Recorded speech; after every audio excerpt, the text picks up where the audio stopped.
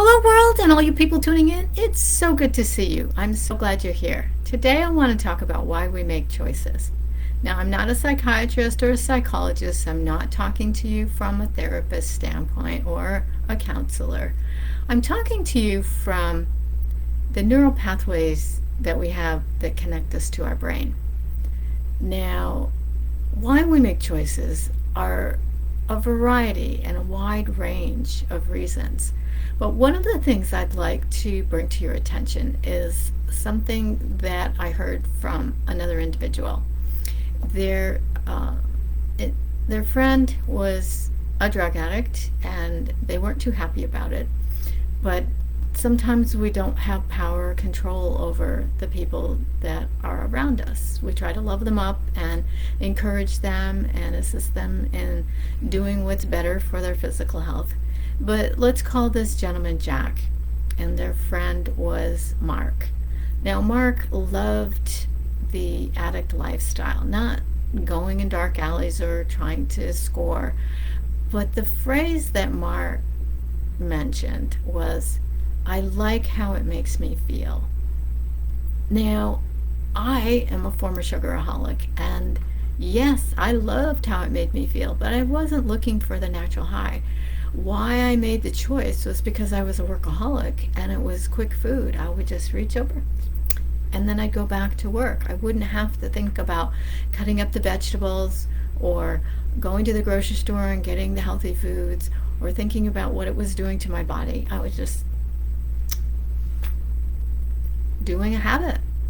So when you make a choice, you might say, why am I making this choice? Where is this coming from? What's the cause underneath all of this? What is it that stirs me and motivates me and makes me want to make this choice? Now, I'm not talking about psychoanalyzing yourself. No, I'm talking about just really considering, what's your underlying thought? Why do I want to do this? Is it because it makes you feel good? That may be the very reason, and that could be a very simple thing. But if you're imprinted with this habit, if there's a DNA strand that scientifically is leaning you towards it, again, I'm not a scientist. I'm not going to give you stats and details about your 12 strands of DNA. It's more the underlying reason. Some people would say it's the underlying cause. But let's just take a look. Why do you make the choices that you make? And that's what I wanted to get across to you today. Does it make you feel good?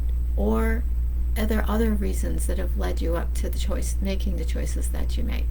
I'm not going to judge you, whatever reason. It doesn't even have to be an addiction. Why do you drive the same way home every day?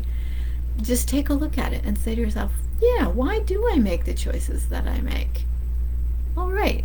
Well, now I've got you thinking. It's a rhetorical question. There's no right answer. I just thought I'd stir you up and see what you came up with.